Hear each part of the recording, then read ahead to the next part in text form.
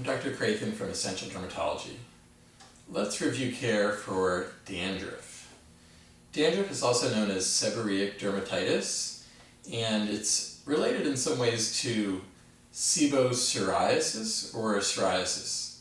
Psoriasis is a chronic skin disorder characterized by scaly plaques on the body, usually found on the extensor surfaces like elbows and knees, but very commonly affects the scalp. And seborrheic is sort of the in-between condition of full-blown psoriasis and dandruff. Dandruff is really quite common, and a lot of people notice dandruff with flakes on the scalp, with itching, and it gets on their clothing and they really don't like it. Sometimes it gets kind of pink or scaly, especially at the hairline or the temples or sideburns. Some people also get dandruff that affects their mustache area, or what we call the nasolabial fold, the kind of the corners of their cheeks here. And then that also can extend into the chin, especially if one has a beard, and also it can affect the chest. And so dandruff really can affect multiple areas at one time. The best management for dandruff is the following.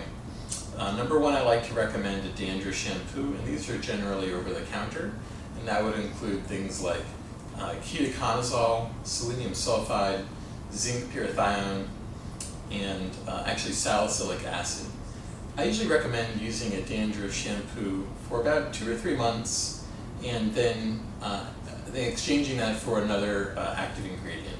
So for example, if you're using ketoconazole 1% 3 times a week or 5 times a week for about 2 to 3 months, I'd next suggest maybe then you move on to an over-the-counter selenium sulfide product.